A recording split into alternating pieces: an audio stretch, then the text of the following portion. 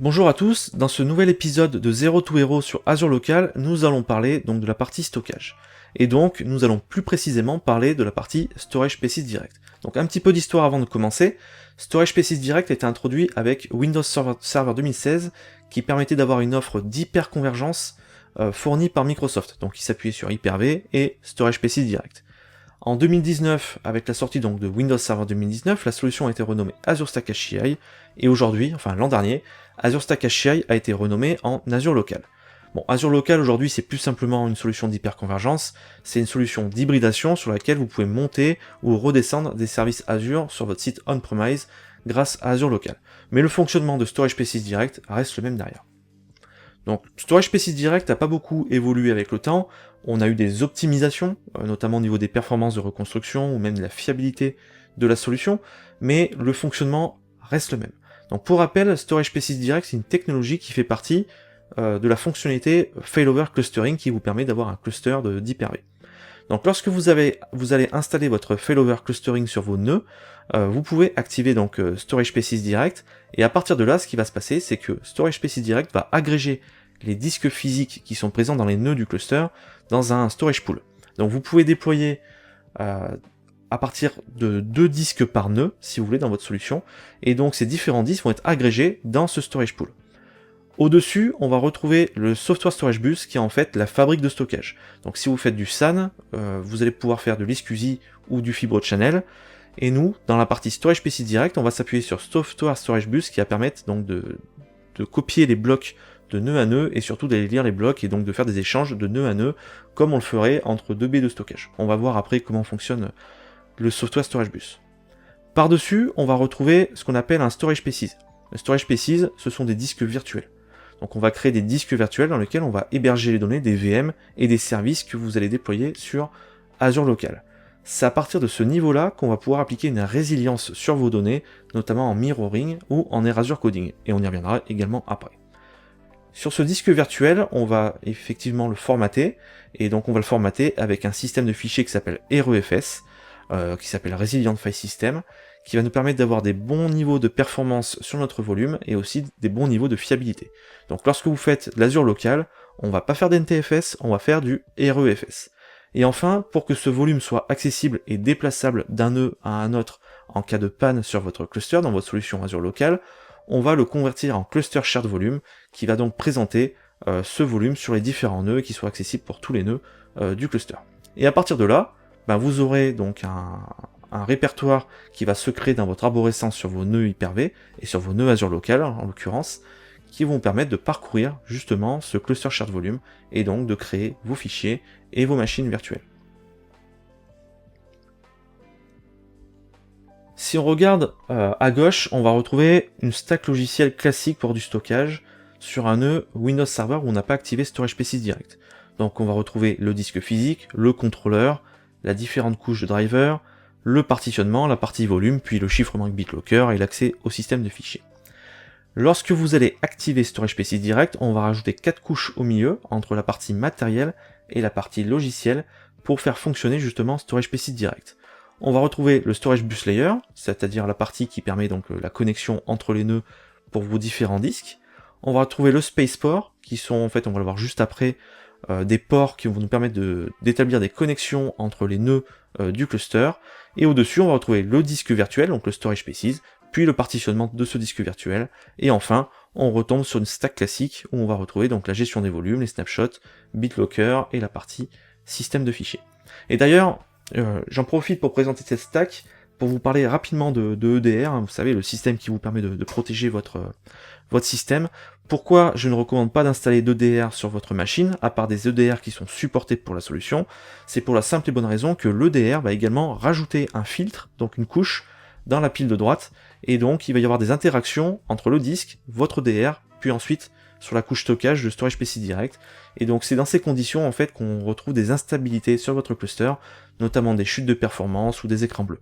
Donc c'est pour ça que je ne recommande pas d'installer d'EDR sur des nœuds Azure Local, sauf si la solution le supporte.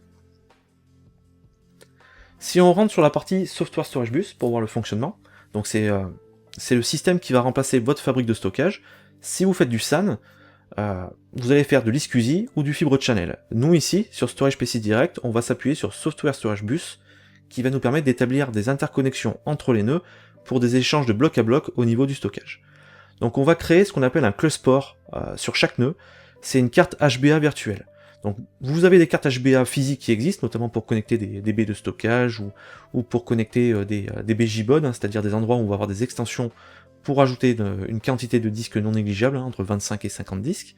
Là on va créer une carte HBA virtuelle qui va nous permettre aux différents nœuds distants de pouvoir se connecter sur le nœud local. Ensuite, on va avoir une couche qui s'appelle le Clus BLFT, qui est une couche de virtualisation pour les enclosures de stockage et pour les disques.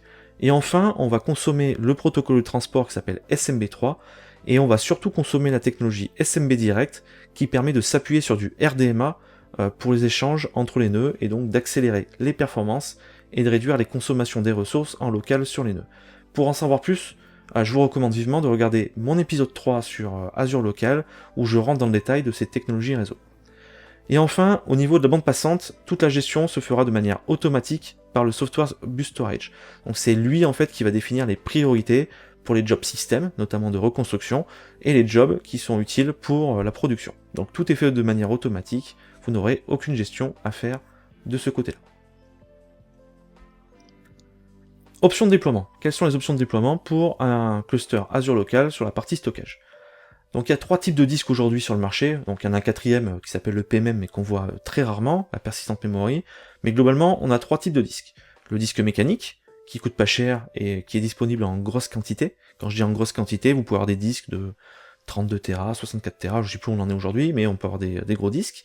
On a des disques SSD qui sont un peu plus chers mais plus performants, et les capacités sont un peu moindres que sur des disques mécaniques, et on a un équivalent qui s'appelle le NVMe. La différence, c'est que au lieu de s'appuyer sur du SAS ou du SATA, on va s'appuyer sur un protocole d'échange qui est dédié, qui s'appelle donc le NVMe. Et on ne passe pas du coup par un contrôleur pour la gestion des disques NVMe, on passe directement sur du port PCI Express. Donc les NVMe sont des SSD sur lesquels on passe directement sur le bus PCI Express, et par conséquent on enlève une couche, et dans ce cas-là, on sera beaucoup plus performant au niveau du disque. Bon, je vous cache pas qu'aujourd'hui, je ne fais plus de déploiement avec des disques mécaniques, je suis plus sur du SSD ou du disque NVMe, on déploie des solutions qui sont en full flash. Donc en général, enfin c'est pas en général, c'est tous les clusters que je déploie aujourd'hui, soit en full flash, soit SSD, soit NVMe, et le fait que la différence de prix entre le SSD et le NVMe est moindre, on a tendance à privilégier le NVMe aujourd'hui. Donc quels sont les prérequis ? Il faut commencer avec un minimum de 2 disques de 500 Go par nœud, pour la partie capacité, c'est-à-dire pour la partie Storage PC Direct. Donc vous pouvez commencer à 2 nœuds, et moi je vous recommande de partir en full flash. Déjà d'une part, c'est plus simple lorsque vous voulez ajouter des capacités, vous pourrez ajouter des disques un par un dans chaque nœud. Alors je vous recommande d'avoir un équilibre lorsque vous ajoutez des disques. Admettons que vous ayez acheté 4 disques par nœud, je vous recommande d'en acheter un 5e si vous en avez besoin sur chaque nœud, pour éviter des déséquilibres au niveau du stockage. Mais vous pouvez commencer à 2 nœuds. Au niveau de la carte HBA, donc on va avoir une carte sur laquelle on va connecter les disques. Il ne faut pas que cette carte soit en mode RAID, il faut qu'elle soit en mode pass-through, c'est-à-dire que c'est simplement un connecteur de disque NVMe ou de disque SSD.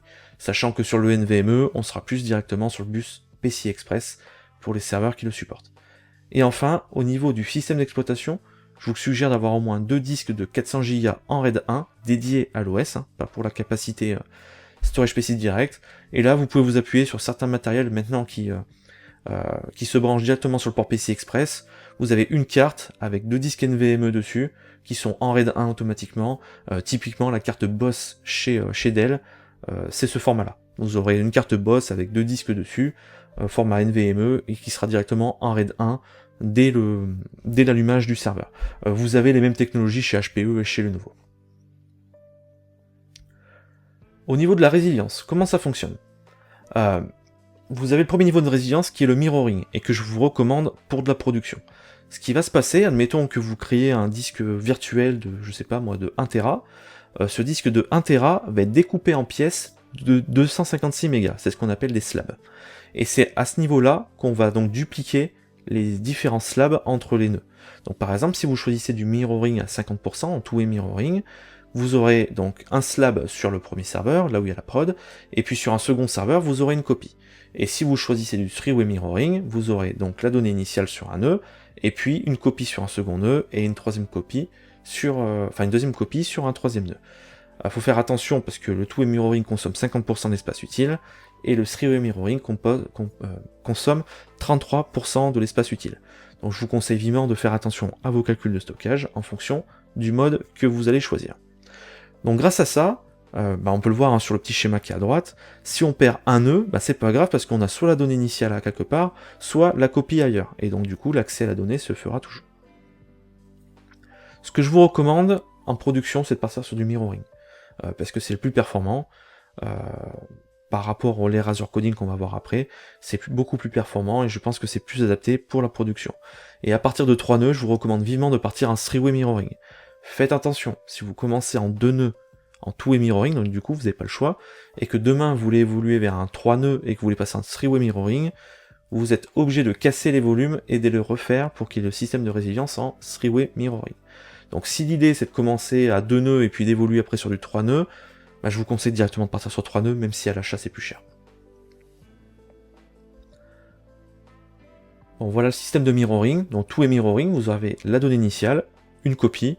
Three-way mirroring, vous avez une donnée initiale et 2 fois la copie. Donc évidemment, quand on est en three-way mirroring, on supporte beaucoup plus de pannes. Les Azure Coding, c'est similaire au RAID 5 et au RAID 6, on va faire de la parité. Et donc l'avantage, c'est qu'on va avoir beaucoup plus de capacité disponible par rapport au three-way mirroring ou au two-way mirroring. En fonction du nombre de nœuds et du nombre de disques que vous avez, vous pouvez monter jusqu'à 80% d'espace utile sur l'ensemble de votre stockage disponible. Donc voilà, ça c'est intéressant si vous voulez stocker de la donnée morte, du fichier, du backup, des choses comme ça. En revanche, pour de la VM, pour de la prod, je vous déconseille ce système de fichiers puisque en termes de performance, vous serez bien en dessous que le mirroring. Au niveau des disques, comment ça se passe? Admettons que vous ayez n serveurs avec chacun 4 disques sur chacun des serveurs, tous les disques vont être consommés. Donc ça veut dire qu'en fait, si vous consommez tous les disques, vous aurez autant d'IO que vous avez de disques. Si vous avez 2 disques SSD par nœud avec 3 serveurs, vous aurez 6 fois les IOPS de vos SSD. Donc ça c'est intéressant parce que niveau performance, du coup, vous ne perdez aucun disque. Là où quand vous faites du RAID 5, du RAID 6 ou même autre chose, vous avez des disques qui sont là en attente, en hot spare, qui ne servent pas. Là, l'intérêt, c'est que tous les disques soient utilisés dans la solution, justement pour avoir le maximum de performance sur votre solution Azure Local. On va voir justement après, un peu plus loin dans les slides, comment on gère la perte d'un disque dans votre cluster. Au niveau de la résilience du cluster, si vous commencez à 2 nœuds et que vous n'avez pas de témoins dans le cluster, les témoins peuvent être serveur de fichiers ou un témoin cloud, donc un compte de stockage dans Azure. Si vous avez 2 nœuds, vous pouvez survivre à la perte d'un nœud. En revanche, si vous perdez les 2 nœuds, vous n'avez plus de cluster. Donc là, ça ne peut pas fonctionner. Pareil, si vous êtes à 2 nœuds avec un témoin, si vous perdez un nœud et un autre nœud dans le cluster, évidemment, ça ne marche plus parce qu'il n'y a plus de nœuds. À partir de 3 nœuds, vous pouvez survivre à la perte d'un nœud dans le cluster. Par contre, vous ne pouvez pas perdre un autre nœud dans le cluster. Vous pouvez perdre un deuxième nœud dans le cluster à partir de 4 nœuds. Alors moi, ce que j'ai constaté en production, en revanche, c'est qu'on a 3 nœuds avec un témoin. Vous pouvez perdre un nœud et perdre un disque dans un autre nœud. Ça continue à fonctionner, malgré ce qu'indique le tableau de Microsoft. Par contre, vous ne pouvez pas perdre 2 nœuds dans un cluster de 3 nœuds. Donc ça sera à partir de 4 nœuds que vous pourrez commencer à survivre à la perte de 2 nœuds, qu'ils soient consécutifs ou simultanés. Comment ça se passe au niveau de la reconstruction? Alors, déjà, il faut qu'on parle de capacité réservée. Donc on l'a vu tout à l'heure, on n'a pas de hot spare, on n'a pas de disque de hot spare. En revanche, il faut réserver de l'espace. Donc ce qu'on va faire en général, on va réserver l'équivalent de un disque, la capacité d'un disque par nœud. Donc par exemple, vous avez 4 nœuds, ou vous avez 4 disques de 1 Tera, et bien on va réserver 4 Tera RAW dans le storage pool pour la capacité réservée. Pourquoi on réserve de l'espace? Si jamais vous avez un disque qui est défaillant, on va reconstruire les données sur l'espace qui est réservé. Donc du coup, vous allez consommer ces 20% restants à peu près justement pour la reconstruction. Vous enlevez le disque qui est en panne, vous le remplacez, à partir de là les données vont se reconstruire et vous aurez de nouveau 20% d'espace réservé dans votre cluster. Donc c'est très important parce que si vous consommez 100% et que vous avez un disque qui est défaillant, vous ne pourrez pas retirer le disque. Parce que quand vous allez faire l'action de vouloir retirer le disque, il va y avoir une reconstruction du stockage qui va avoir lieu sur le storage pool, et s'il n'y a pas d'espace disque disponible, la reconstruction ne peut pas se faire. Et donc à partir de là, vous ne pourrez pas remplacer le disque, vous serez obligé de rajouter de la capacité. Donc ce que je vous recommande, c'est de bien garder cette capacité réservée pour qu'en cas de panne, vous puissiez justement reconstruire sans devoir acheter les disques. Donc ça à prendre en compte lorsqu'on fait le sizing de la partie stockage sur Azure Local. Il faut bien prendre en compte le niveau de résilience et la capacité réservée. Comment ça se passe? En cas de perte d'un nœud, vous mettez à jour votre nœud, il redémarre, etc. Donc vous mettez votre nœud en mode maintenance, il redémarre. Pendant qu'il redémarre, le nœud ne participe plus à la vie du stockage. Et donc pendant ce temps-là, il y a des modifications sur le stockage, parce qu'il y a des services qui tournent. Lorsque le nœud va revenir dans le cluster, il va y avoir une resynchronisation qui vont être faites des données. Donc ça on le verra dans les jobs en background au niveau du stockage. Et donc il va y avoir une reconstruction en termes incrémental. Donc on va juste reconstruire les données qui ont été modifiées, on va pas reconstruire tout le stockage, sinon ça prendrait trop de temps. Donc que ce soit une maintenance programmée, parce que vous faites une mise à jour, ou que ce soit la perte d'un nœud parce qu'il n'y a plus de courant dessus par exemple, lorsque le nœud va revenir, il y aura forcément une reconstruction. Donc ça à prendre en compte dans vos plans de mise à jour de cluster, parce que si vous avez un cluster de 12 nœuds, admettons, et que vous mettez à jour vos 12 nœuds, il y aura un delta, je sais pas, de 20-30 minutes de reconstruction au milieu, en fonction de la capacité qui aura été modifiée durant le redémarrage du nœud. Donc il faut bien prendre en compte ça, parce que du coup, la mise à jour d'un cluster peut prendre du temps en fonction du taux de changement qu'il y a sur votre cluster.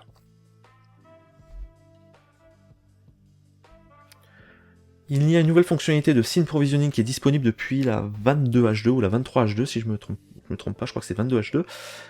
Qu'est-ce que c'est le scene provisioning?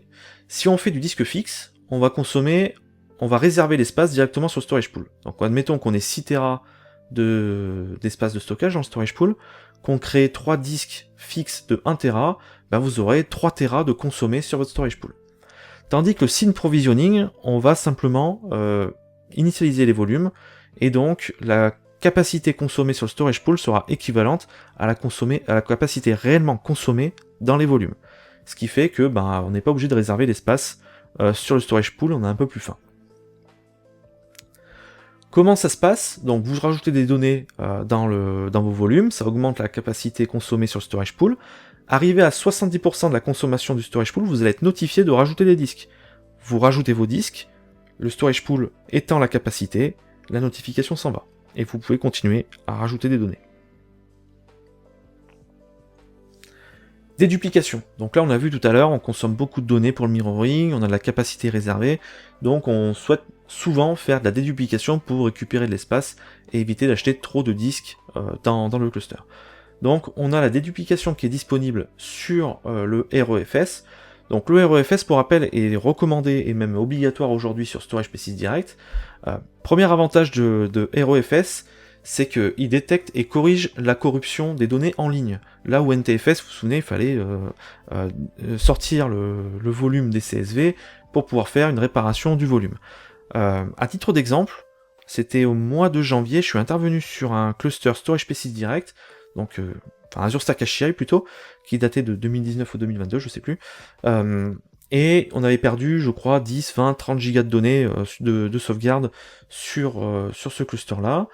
J'ai réussi à les récupérer, alors j'ai lancé une ligne de commande qui est fournie par Microsoft, et qui va faire donc une récupération bloc à bloc, et j'ai réussi à récupérer les données qui semblaient perdues grâce à cette commande. Donc j'ai jamais perdu de données en fait avec le REFS, j'ai toujours trouvé une solution pour récupérer les données, là où avec le NTFS, souvent, quand on a une corruption, c'est fini quoi.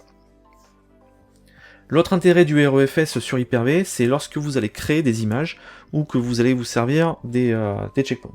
Quand je veux dire images, c'est quand vous allez créer des disques virtuels pour vos VM. Quand vous êtes sur NTFS, vous allez créer vos disques virtuels par exemple de 1 Tera, et il va y avoir une réservation qui va être faite, quand vous êtes en fixe évidemment, vous allez avoir une réservation de 1 Tera, et donc on va écrire des zéros pour l'équivalent de 1 Tera sur les disques. Et donc ça va prendre une plombe le temps d'écrire tous ces zéros sur les disques. HeroFS, il fonctionne avec des métadatas. Ça veut dire qu'il va pas écrire les zéros pour faire la réservation, vous allez créer un disque fixe de 1 Tera, et la création va être instantanée, puisqu'on va se servir des métadatas pour dire, bah voilà, moi je réserve 1 Tera sur le disque. Et au niveau des checkpoints, on va vraiment pouvoir faire une fusion, un merge des checkpoints, là où avec NTFS, on recrée un volume et on remet les données dedans. Là, avec le HeroFS, on va faire une fusion, et donc on est beaucoup plus efficient en termes de durée de temps pour fusionner vos checkpoints avec la production. Et donc ce système de fichiers fonctionne en data déduplication, enfin peut fonctionner avec la data déduplication. Alors déjà ça va être du post-processing, on n'est pas sur de la déduplication inline, c'est-à-dire qu'on va faire la data déduplication lorsque on aura planifié les jobs ou lorsque il y aura moins d'activité sur le cluster. Donc on va pas faire le inline, ça veut dire que la donnée va pas arriver, être dédupliquée puis être écrite. La donnée est écrite, et puis plus tard, on va faire la déduplication.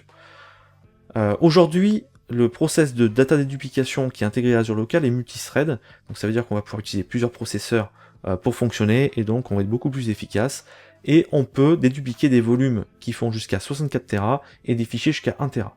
Pour rappel, sur Storage PC Direct, les volumes peuvent monter que jusqu'à 64 Tera. Donc vraiment, on supporte pleinement la partie Storage PC Direct. Bon, pour terminer, je vous ai mis quelques bonnes pratiques en vrac pour le fonctionnement du stockage et la configuration. Première bonne pratique, c'est le réseau. Le réseau fait que votre solution est performante ou votre solution est pas performante et instable. Si vous n'appliquez pas les bonnes pratiques au niveau du réseau, si vous ne faites pas la configuration correctement au niveau du réseau, votre stockage ne fonctionnera pas. Et ça, je l'ai aperçu dans beaucoup de configurations de Storage PC Direct, c'est que le réseau n'est pas monté de manière optimale sur votre cluster, et donc du coup on a des performances moindres et voire des instabilités. Donc je vous conseille vivement de regarder l'épisode 3, parce que si le réseau est mal configuré, votre Azure Local sera pas performant et instable. Au niveau du nombre de volumes, donc de volumes virtuels pour stocker vos services, je vous recommande, jusqu'à 4 nœuds, d'avoir au moins un CSV par nœud. D'ailleurs Microsoft le recommande aussi, c'est histoire d'avoir un bon équilibre et d'avoir des accès au volume de manière équivalente entre les différents nœuds. Donc on va avoir un CSV par nœud comme ça qui sera configuré, et lorsque un nœud est propriétaire du CSV, c'est lui qui est en charge des écritures. Donc ça permet vraiment d'avoir des canaux d'écriture symétriques, et que les nœuds soient chargés de manière équivalente pour la gestion de cette écriture. À partir de 4 nœuds, ça va dépendre de vos besoins. Alors faut faire attention quand vous créez vos volumes, parce que vous pouvez créer des volumes jusqu'à 64 Tera. En revanche, lorsque vous allez avoir un problème sur votre volume, il y a 64 Tera potentiellement à réécrire, donc ça peut prendre du temps pour la reconstruction. Donc moi, aujourd'hui, je suis plus aux alentours de volumes de entre 10 et 20 Tera max, et après je préfère multiplier le nombre de volumes et avoir des volumes un peu plus petits. Je vous recommande en termes de sécurité d'activer le chiffrement BitLocker sur les volumes CSV. Depuis serveur 2022, je crois que c'est arrivé là, oui, on peut chiffrer les volumes CSV, et donc la clé de récupération, en fait la clé de déchiffrement, est directement dans les métadatas du CSV. Donc quand le CSV bascule sur un autre nœud du cluster, le disque peut être déchiffré par l'autre nœud du cluster. Donc je vous recommande de chiffrer avec BitLocker pour des raisons de sécurité. L'autre chose que je vous recommande, c'est d'équilibrer le nombre de disques. Évitez d'avoir un nœud avec 3 disques, un autre nœud avec 5 disques, et un autre nœud avec 7 disques. Préférez plutôt avoir 5 disques par nœud, 6 disques par nœud, 7 disques par nœud, justement pour équilibrer la charge en termes de capacité, et équilibrer la charge en termes de performance. Au niveau du témoin du cluster, ne déployez pas un cluster sans témoin. Le cluster va se débrouiller lui-même pour savoir si le témoin doit être inclus dans le vote, ou si les nœuds doivent être inclus dans le vote. Donc pour rappel, dans un cluster, on veut 51% de votants, parce qu'on aime bien avoir une majorité pour savoir où se situe la production. Donc admettons que vous ayez 2 nœuds et un témoin, donc vous avez 3 votes. Bon, c'est bien, on a un nombre impair, c'est ce qu'on veut pour voter. Donc si on perd le témoin, on a encore 66% de votants, si on perd un nœud, on a encore 66% de votants, donc c'est très bien. Admettons que vous perdiez le témoin, on se retrouve avec 2 votes. Donc ce qui va se passer, c'est que le dynamic quorum va se mettre en place et on va retirer le vote sur un nœud. Ça va permettre donc du coup de pouvoir fonctionner avec un seul nœud. Admettons que vous ayez un cluster de 3 nœuds et un témoin, donc on se retrouve avec 4 votes, donc on peut se retrouver à 50% de votants. Donc ça on n'aime pas, on aime bien les nombres impairs. Donc ce qu'on va faire, c'est qu'on va retirer le vote sur le témoin, ou on va retirer le vote sur un nœud. Donc ça c'est ce qu'on appelle le Dynamic Witness et Dynamic Quorum qui était introduit avec Windows Server 2012 R2 et qui permet donc de remettre le vote ou de retirer le vote sur un composant du cluster pour toujours être impair afin d'avoir un quorum qui sera atteint et pas de tomber sur un 50%. Enfin, au niveau de la résilience, je vous recommande le mirroring en production. C'est ce qui propose le meilleur niveau de performance dans votre cluster. Si vous faites de l'erasure coding, vous aurez des soucis au niveau de performance dans beaucoup de cas. Donc je vous recommande vivement le mirroring pour tout ce qui est en prod. Par contre, pour tout ce qui est données froides, vous voulez héberger du fichier, des choses comme ça, oui, l'erasure coding fait le travail. Sachant que dans un storage pool, vous pouvez créer différents volumes avec des niveaux de résilience différents, donc il n'y a rien qui vous empêche de créer un volume en three-way mirroring et un volume en erasure coding. Voilà, j'espère que la vidéo vous a plu, qu'on est rentré suffisamment dans le détail au niveau du stockage. Si ça vous a plu, n'hésitez pas à laisser un petit pouce bleu, un petit commentaire, et dans la prochaine vidéo, on rentre dans la pratique, puisqu'on va déployer ensemble un cluster Azure local, alors soit sur 2 nœuds virtuels, soit sur 2 nœuds physiques si j'ai reçu le matériel à temps.